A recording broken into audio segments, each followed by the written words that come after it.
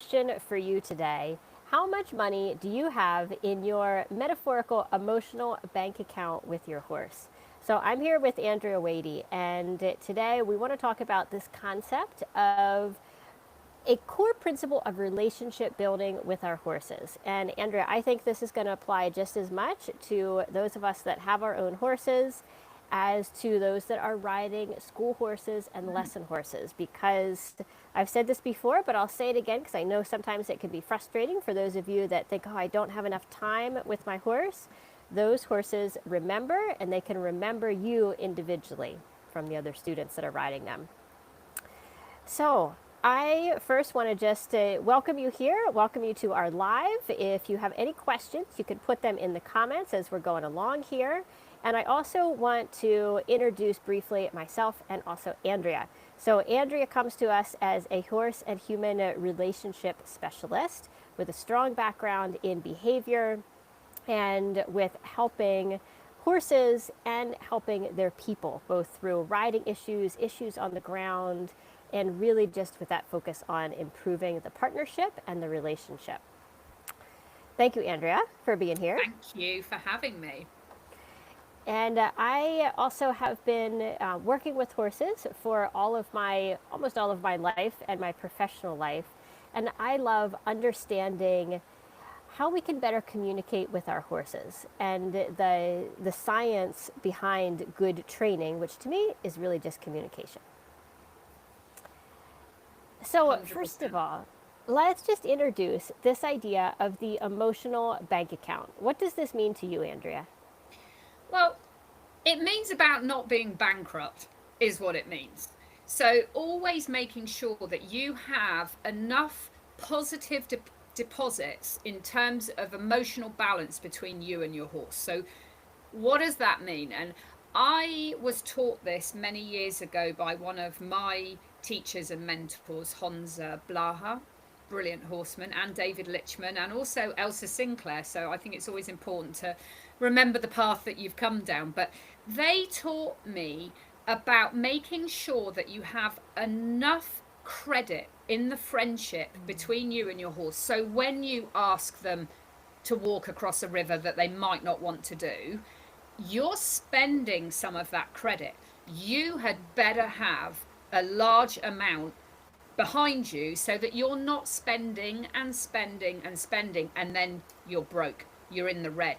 That's when the relationship starts to break down between people and their horses. So Honza used to take it even further, where he would say, I want to make sure when I'm training a young horse that I have a metaphorical $40,000 in the bank. And then he would put a price on everything he asked his horse to do. So a backup would be $10. Piaffe would be $5,000. So he would always make sure that at any point he felt that he had that metaphorical high deposits in the bank, so that you can ask your horse to do things which maybe weren't their idea, that maybe they're not quite sure about, but you need to get something done, and you're not going to wreck the relationship. Then you see the flip side of that, where some partnerships have no credit in the bank. It isn't a partnership. They're just asking or making and making, and there's no credit. They are so far in the red that the explosions happen, that the complete breakdown in communication occurs, and that's when humans need to use more force to make things happen. In a nutshell. One of the things that I love about this concept as well is that we always need to look at every horse as an individual, because Mm-hmm. what's going to help to fill up that bank account is going to be different for different horses, and also what detracts from it is going to be different. So, for example, a horse that really likes to move out, to move forward. I'm thinking about the two horses that I have that I'm working with a lot here right now. The young mare, she likes to move. So when I ask her to do movements, it's not depleting. In fact, it's adding. When I ask her to stay in one place, to work on ground tying, for example, to be really still, that's taking more from the bank account. Where it's the almost the opposite with my other horse, Canelo, because he would just love to stand still, but anything that requires more movement, especially big energy from him, is then a big detract. It's a withdrawal from the account. So knowing the horses and really paying attention to the horses, and for your horse saying, okay, what is going to give value here, and what do I need to acknowledge is an ask. Maybe it's a small ask, maybe it's a big ask, but it's definitely asking the horse to do something that, given total choice, they would probably not do it on their own. Absolutely. And this is where observation is so important. You have to know your horse. I can't tell you how many times I've asked a student, so what is your horse like? And they say, apples? I'm like, well, we need to go a little deeper than that. And that's exactly right. For my mare, she loves to go out exploring. But for her, schooling in the arena, absolutely not. The young Arabian that I am working with, he'll queue up at the door to the arena because he loves to go in and solve puzzles, and that's putting in deposits. So again, it's like you said, it's knowing the horse and observing them as to what do they really like, not what do you think they like. There's easy things. Most horses like scratches, most horses like treats. David Lichman always used to say a good horse trainer will always come bearing gifts. Well, gifts don't always have to be food. They can be entertainment. They can be puzzles to solve. But you've got to know your horse. But it's something that I work on all the time. It's constantly in my mind. Am I depositing or am I withdrawing? And there's some days when you might have a vet visit and you think, oh boy. And actually, a great example was when Elsa and I walked across Costa Rica, Elsa Sinclair and we were making the documentary Taming Wild Pura Vida. And there was one day in particular that was so challenging, and we had to ask the horses to do probably more than we'd ever asked a horse to do. And we sat together afterwards and went, we have either just spent every penny of the emotional bank and broken everything, or we're bonded for life with those horses. We didn't know which way it was going to be, and the next day they met us both at the gate and were like, let's go. So horses can surprise you as to what it is that they actually enjoy. It might not be what the human realizes. Yes, I agree with that. I think to give an example of how you can use this even in simple interactions is, let's say you're riding school horses and you go out to the field to get your school horse, and you recognize that maybe this is a school horse that likes to move a bit slower, as a lot of school horses do, maybe isn't really looking forward to coming in because they have that association with, this routine of coming into the barn is work. Even within the whatever the rules might be of your riding school, maybe you can't feed treats, maybe there's a limit to what you can do, but you can go out there and you can spend some time in the field doing nothing with that horse. And that can be a huge way to add money into the bank account. So, going 20, 30 minutes earlier than you would for your lesson so that you can have that time out in the field and just watch, what are they grazing? When you see what they're grazing, this is one of the things that I learned from you that I use now all the time. Watch what they're grazing and then start to go and pick at it, and maybe now and then you offer it to them. So it's really using that power of observation to see, where can I add value in this moment to this horse? Do you notice that they reach around and they're biting at their belly a little bit, scratching themselves? So you reach over and you scratch that spot. And doing that just for those 20, 30 minutes before a lesson, it can start you off from a completely different place than going out and having a whole list of asks. Can I put the halter on? Can you walk in? Can you stand in these cross ties? Sometimes the things that we as humans enjoy, and we have an expectation of, okay, this is a way that I'm giving back to my horse. I'm grooming them, I'm bathing them, I'm braiding them, I'm doing all of this. Does the horse really enjoy it? Yeah. Some do, some don't. Again, it's that observation. Absolutely. And I truly believe that if you are in that situation where you're going for lessons or hacks, you can become the absolute highlight of that horse's week. And they know you and they remember you. They remember how you made them feel.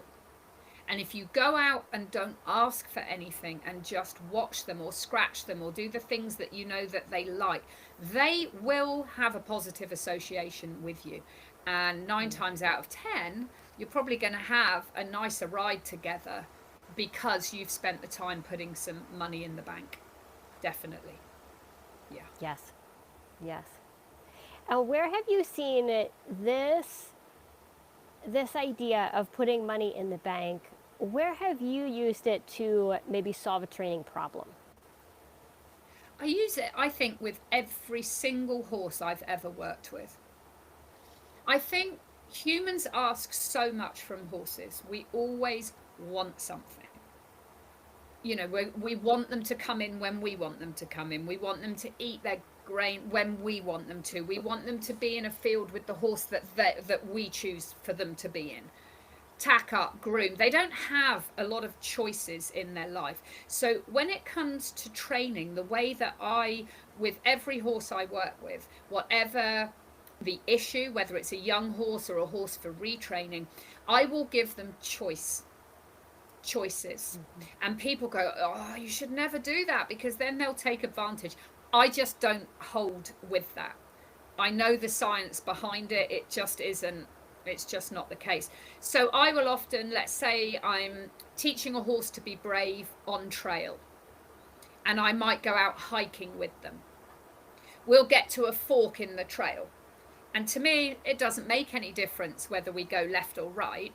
But the horse usually, when you stop and listen to a horse when you're trail riding, they've generally got a choice. They'll decide where it is that they want to go. And 9 times out of 10, you know, or 50-50, it might not be the choice that we had in our mind.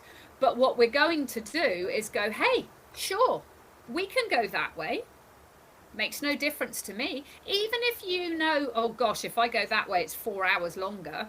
So what? Go down 200 meters, graze a little bit, turn around and come back. The horse will log, hey, they noticed what I wanted and they went with my idea. They are not trying to take advantage. They're not trying to dominate. It's just a question. Can I go this way? Great idea. Let's do that. That's $1,000 in the bank. So then when you turn around and come back, you're going to spend a little bit, but you've already put it in. So I use it all the time. That's just one example. We have had a lot of people in our community lately talking about we're going into winter in, you know, many places in the United States and many places in Europe too.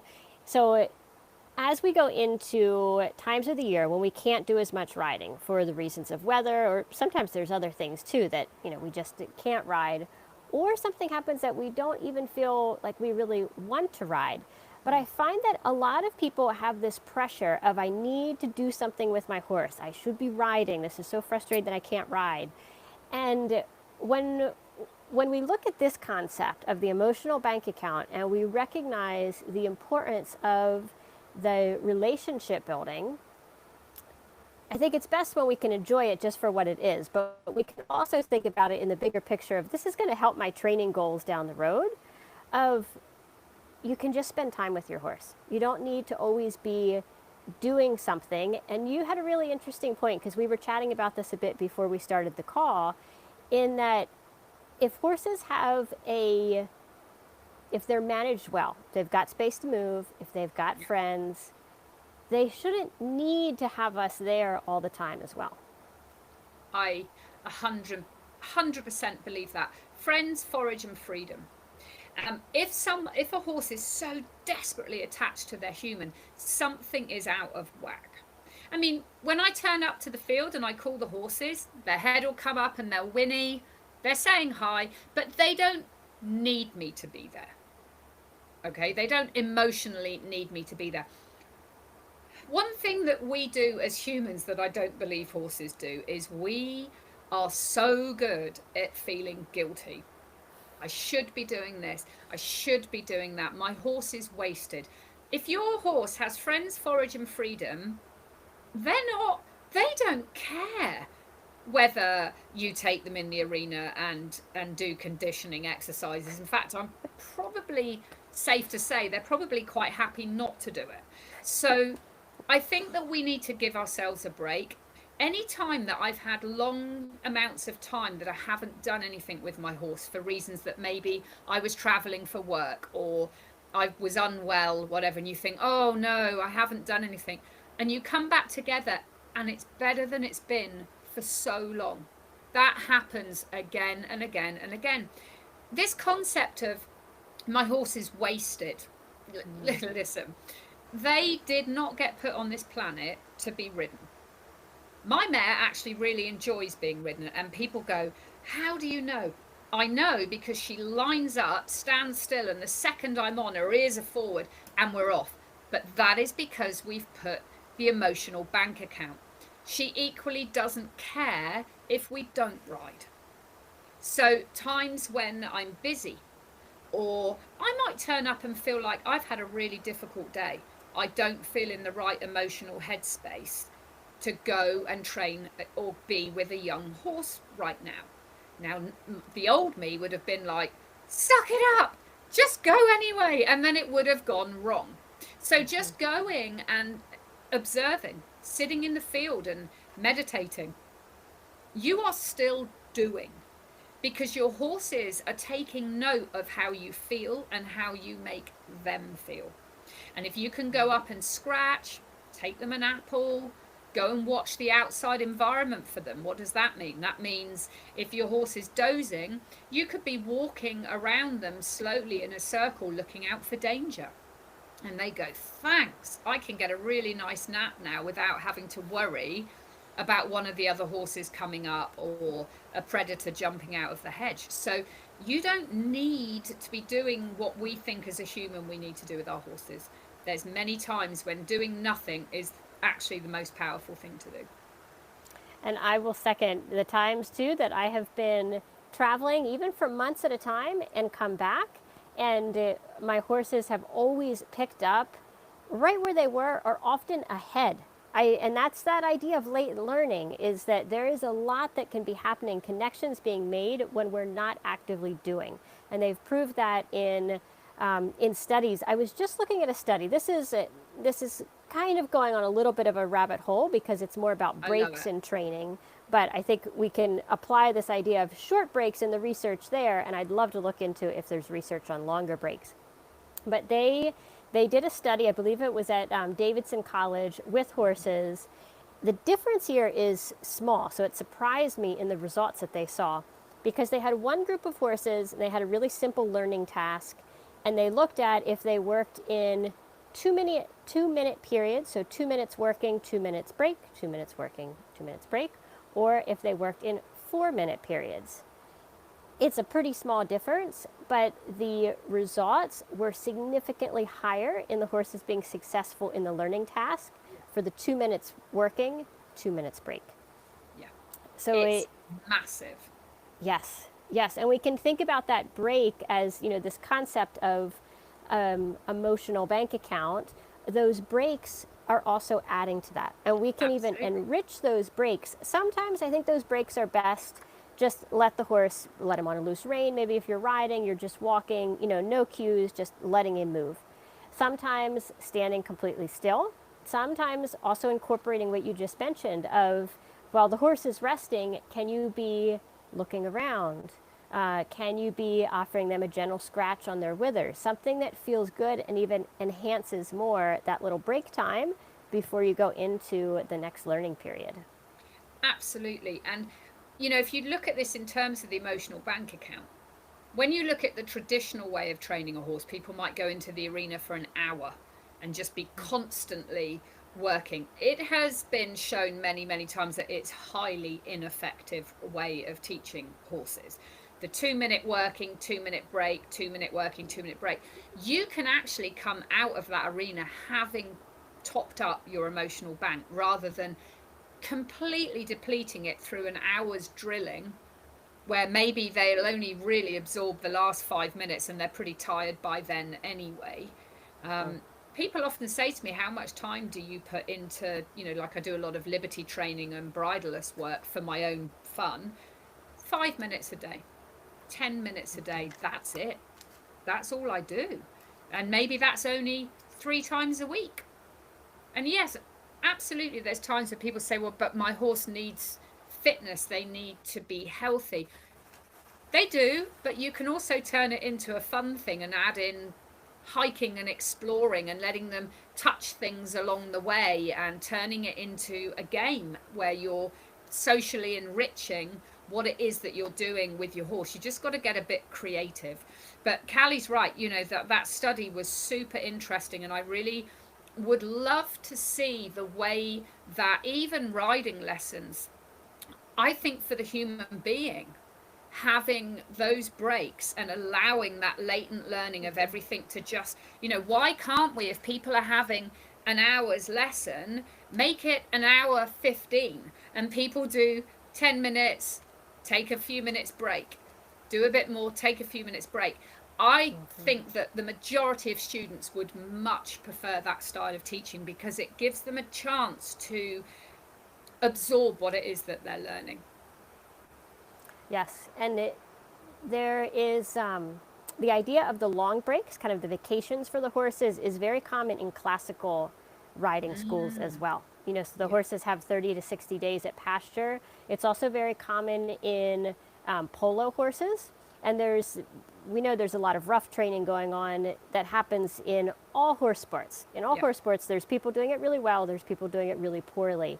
However, there have been studies that, interestingly, have looked at, for example, polo horses versus dressage horses. And even though we may see rougher training, generally with, say, polo horses, we see lower levels of stress. They live in groups. They also have this vacation period during the year. So it's always looking at things from a big picture. I feel, to really see how can we do the best that we can for our horses. Yeah, that's a really interesting point, and it reminds me of a podcast I was listening to this week. It's a really interesting podcast. I forget what it's called. MJ Farrier's A Different Approach. It's just a random one that I came across, and they were talking, it was to do with horses' hooves, but they were talking about how traditionally in England, horses were always pretty much turned away, shoes taken off, and laid off for 2 or 3 months through winter. The horse's health was excellent. The hooves were fantastic because they recovered. And they said as soon as people started building indoor schools, it changed. Wow. They started to see the layoffs were stopping and people were going, I don't shoe my horses. My horses are barefoot. But they were saying people were now going to back shoeing. And, you can put this into the emotional bank account. Everything works off this equation. These horses are not getting these layoffs. They are then starting to get musculoskeletal pain. Callie and I have a wonderful group called the Wise Riders Club. And we had a guest speaker this week, Dr. Sue Dyson, and she was talking about musculoskeletal pain in horses. When they're not getting these layoff periods, their bodies are not recovering. So you may be doing all of these fabulous things that your horse likes to do, but you're also riding year round.